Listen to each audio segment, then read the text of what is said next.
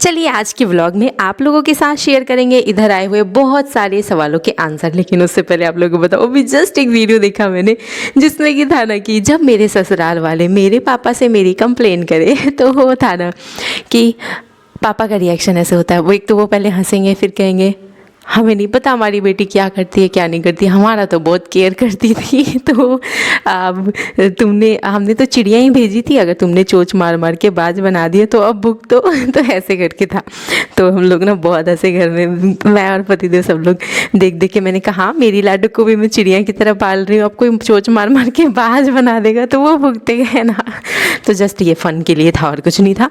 चलिए स्टार्ट कर लेते हैं। तो सबसे ज़्यादा जो पूछे गए सवाल हैं तो वो है कि मैं इस ठंड में अपने बच्चों का केयर कैसे कर पा रही हूँ। मतलब कि मैं पानी वाले भी सारे काम कर रही हूँ और घर भी पूरा मैनेज कर रही हूँ, और ठंड की मौसम बढ़ी हुई है तो जो फीडिंग मॉम्स हैं उन लोगों को दिक्कतें आ रही हैं। तो सवाल जाहिर सी बात है, ये ना पोलियो ड्रॉप ला रही थी तो मेरी हालत चाहे जैसी रही, मैं कंघी करी रहूँ ना रहूँ, लेकिन हाँ मेरे बच्चों का जो सबसे मेन चीज़ है इस ठंड में वो है मालिश। ठीक है, और मालिश मैं दोनों बच्चों की कर रही हूँ इस ठंड में ताकि ठंड से बचे रहें। अब सवाल था कि आप तेल कैसे लगा रहे हो, मतलब क्या डालते हो तेल में, और ये पहली बार देख रहे हैं कि ठंडी और गर्मी का तेल अलग होता है। तो हाँ जी, ठंडी में जो हम लोग सरसों का तेल लगाते हैं और गर्मी में नारियल का तेल। तो ये बहुत सवाल आते थे, नारियल तेल क्यों लगाते हो क्यों लगाते हो। तो गर्मी में नारियल तेल लगाती थी, अब मैंने बंद कर दिया और मैं पूरी ठंडी सरसों का तेल लगाती हूँ।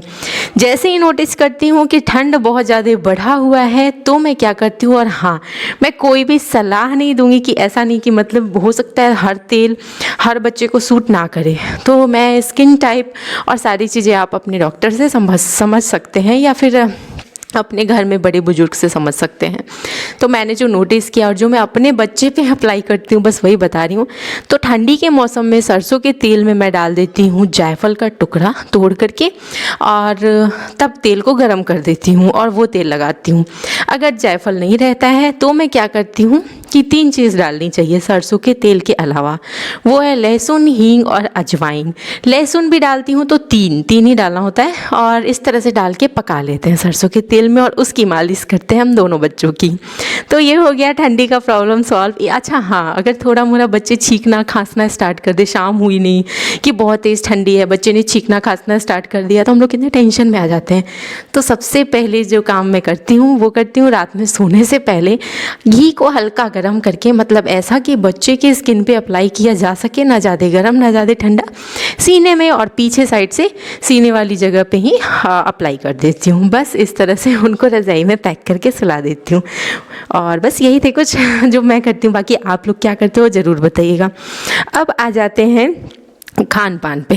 तो ठंड में खान पान कुछ ऐसा है कि हर तरह की हरी सब्जियां आ रही हैं ठंडी में। ऑब्वियसली हरी सब्जियों की तो भरमार लगी रहती है। तो मैंने पता है बचपन से, अनमोल जब छोटा था ना तो हम तो रांची में रहते थे तो अकेले संभालना था, तो मैं उसमें ये देखती थी कि मेरे बच्चे का खाना हेल्दी होना चाहिए, बढ़िया होना चाहिए। सबसे मेन चीज़ है कि आपको अपना स्वाद बच्चे के स्वाद के साथ मैच करना होगा। तो वो मोस्टली जैसे कि मैं हरी सब्जियाँ कुछ ऐसी चीज़ें बनाती हूँ ना जो अनमोल खाता है। जैसे रांची में वो सारी सब्जियां ही खा लेता था, कम तेल में कम मसालों में, ऐसे ही जैसे तैसे भूंज भांज के बच्चों के हिसाब से उबली उबली हुई सी सब्जी बना लेते थे। और उसे क्या करते थे, खड़े भी खिलाते थे, रोटी से तो खा लेता था। लेकिन जोधपुर आने के बाद से है यहाँ पे थोड़ा सा तेल मसाला घी इस्तेमाल होता है, अगर ये चीज़ें ना डाले तो कोई घर में खाए नहीं। तो इस वजह से हम क्या करते हैं ना, सिंपली जैसे कि उसमें से आलू निकाल लिए, उसको अच्छे से, एक तो अनमोल हरी सब्जियों का स्वाद एक तरह से भूल चुका है क्योंकि यहाँ पे इस्तेमाल करते हैं हम लोग बहुत ज़्यादा मसाला। तो उसको मैं क्या करती हूँ ना कि कभी कभी तो एक तो उसके लिए सब्ज़ी अलग से बना देती हूँ जो फीकी रहती है, मतलब मिर्ची ज़्यादा नहीं डालती हूँ, बट वो किसी को पसंद नहीं आती है। तो मैं इस वजह से क्या करती हूँ कि एक आध आलू या कुछ पीसेस निकाल लिए, उसको बहुत अच्छे से दाल चावल में मैश करके लड्डू को भी खिला देती हूँ, अनमोल को भी खिला देती हूँ। और थोड़ा मोड़ा तेल और मसाले वाली चीज़ें थोड़ी थोड़ी बहुत तो बच्चों के अंदर जानी चाहिए, क्योंकि ये सारे मसाले होते हैं, हल्दी और धनिया, और मैं डब्बों वाला कोई अलग से मसाला इस्तेमाल करती नहीं हूँ जो कि अनहेल्दी होए।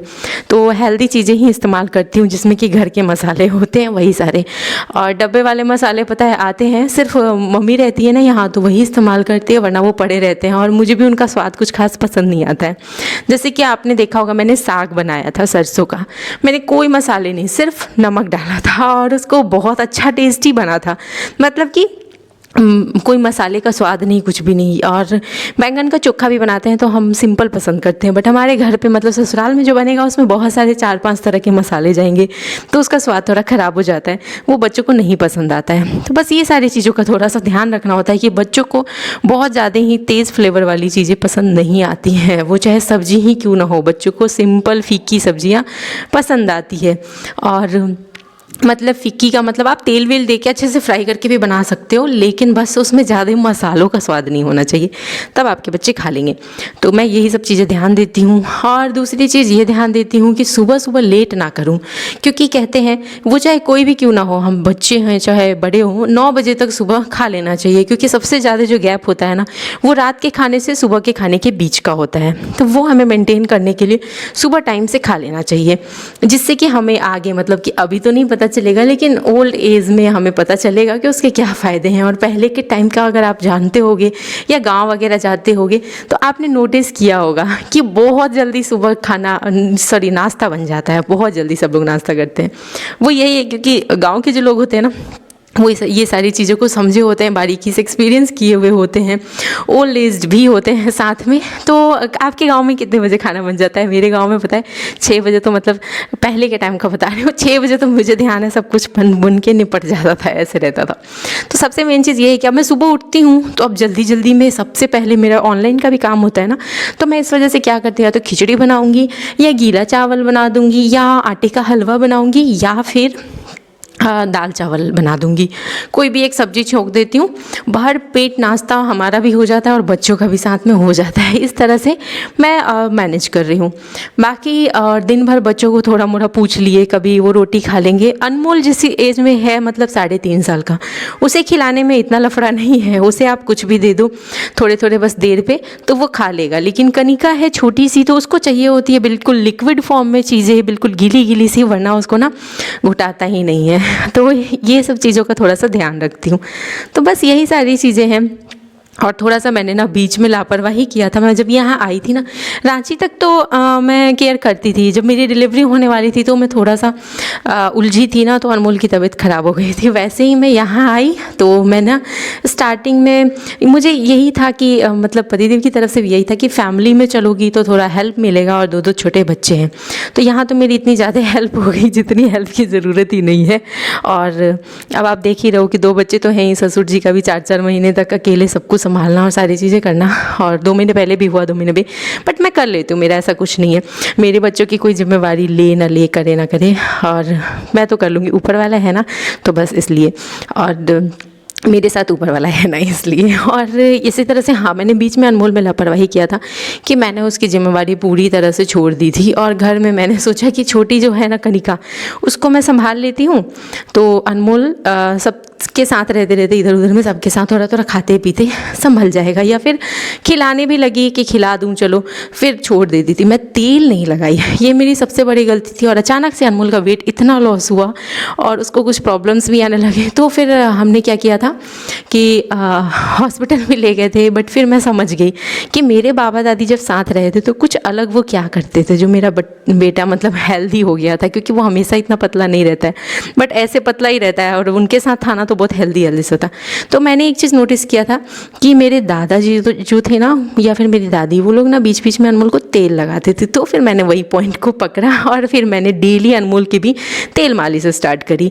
सुबह शाम मालिश करती हूँ, और अभी आप लोग देख रहे हो सामने अनमोल को ठीक ठाक है। और बाकी जुकाम सर्दी में ये सारी चीज़ अगर आपके भी बच्चों को होए तो घबराएं नहीं, क्योंकि मौसम है और मौसम के साथ बच्चे थोड़े मोड़े बीमार पड़ते ही पड़ते हैं। बहुत लोगों को वीडियोस देखने के हिसाब से लगता है कि हमारे बच्चे यहाँ हम बीमार नहीं पड़ते, ऐसा कुछ नहीं है।